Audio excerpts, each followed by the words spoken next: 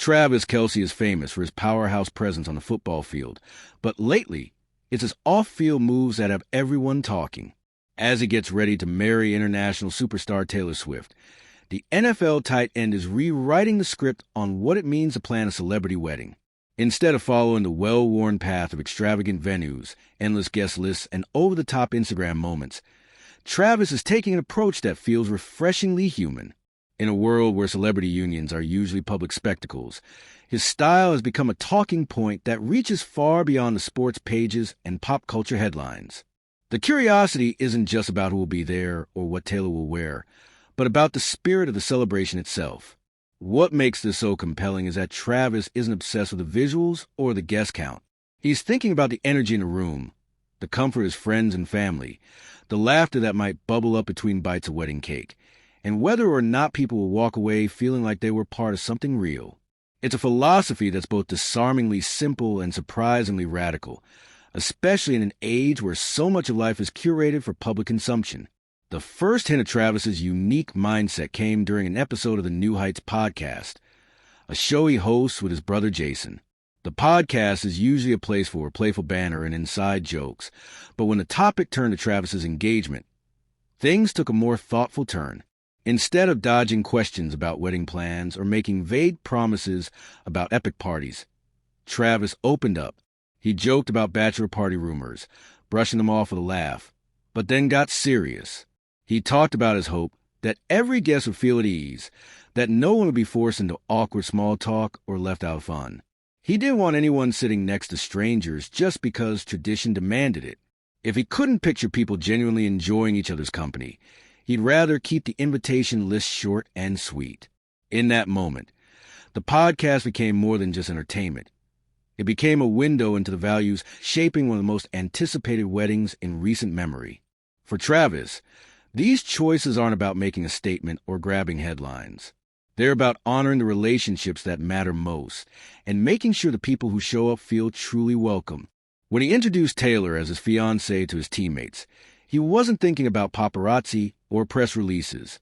He was simply excited to share his happiness with those who'd been there for him through thick and thin. That first post-engagement outing at Arrowhead Stadium wasn't staged for photographers. It was a quiet, joyful celebration among people who had played a real part in his life. It's these small, intentional moments that have set the tone for everything that's followed. As the wedding draws closer, fans and followers are hanging on every detail. But it's the underlying story that keeps them hooked. The sense that this isn't just another celebrity romance, but a partnership built on respect, care, and a willingness to do things their own way. The seating chart, a notorious stress point for couples everywhere, is fast becoming a symbol of what makes Travis and Taylor's approach so different. Instead of using it as an opportunity to flex their social connections or create buzz, they're using it as a tool to foster genuine connection. Travis's refusal to put people together for the sake of appearances, his willingness to make tough choices about who gets a seat at the table, and his focus on authentic relationships are all part of a larger philosophy, that the best celebrations are the ones where everyone feels like they truly belong.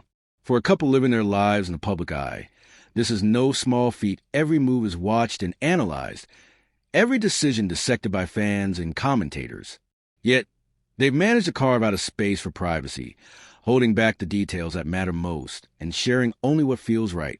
This balance between public and private has been a hallmark of their relationship from the start. Whether they're spotted at a Chiefs game or photographed leaving a restaurant, what comes through isn't just a flash of cameras or the buzz of excitement, but the quiet confidence of two people who know what they want. Their affection for each other is obvious, but so is their commitment to keeping some things just for themselves. This sense of intention shapes every aspect of their wedding plans. From the music to the menu to the invitations, every choice is guided by the desire to create an experience that feels true to who they are, not just as celebrities, but as a couple. Speculation about the wedding is running wild. Will it be a low-key affair in a hidden location, or will it take place in a glittering venue worthy of two household names? What will Taylor's dress look like? Who will make the cut for the guest list? And who might be left off in the name of creating the perfect atmosphere? These questions fuel endless rumors and online debates.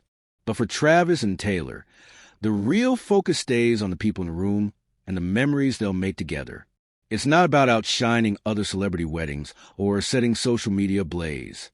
It's about creating a gathering where every guest feels valued, where old friends reconnect, and where new friendships might just spark over shared laughter and stories. This approach has already started to influence the wider conversation about what weddings can be. In an age when so many celebrations are designed for likes and shares, Travis and Taylor's choices stand out. They're reminding everyone that the heart of any wedding isn't the spectacle.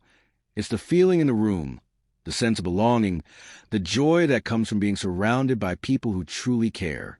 As more details emerge, fans are eager for every update.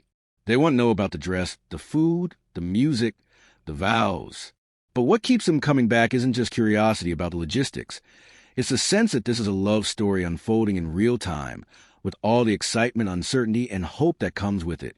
As the big day approaches, every decision carries extra weight, not because of the pressure to impress, but because of the desire to make every guest feel at home.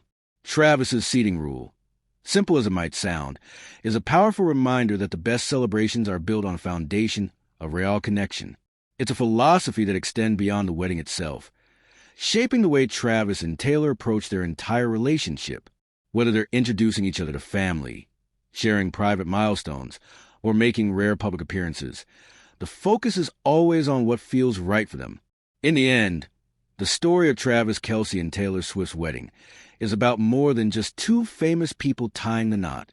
It's a lesson in authenticity, a celebration of what really matters, and a reminder that sometimes doing things differently is exactly what the world needs.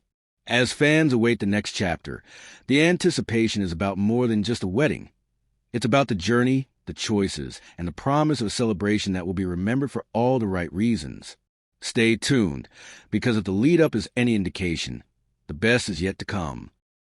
She brought editor Brad in, and I can't say no to him. I'm not proud of myself right now, and we're going to move on before I change my mind. Season 2 starts in a few weeks, so don't worry, real ones. I'm not just going to ghost you guys and never show up again.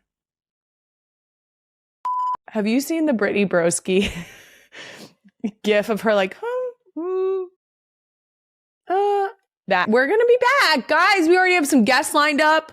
I'm genuinely shocked anyone agrees to do the show, but we actually have people like on the other side of our break. That's crazy sauce. Coming up on today's season 1 finale, I'm going to get honest, but not too honest, if you catch my drift, about Santa Claus.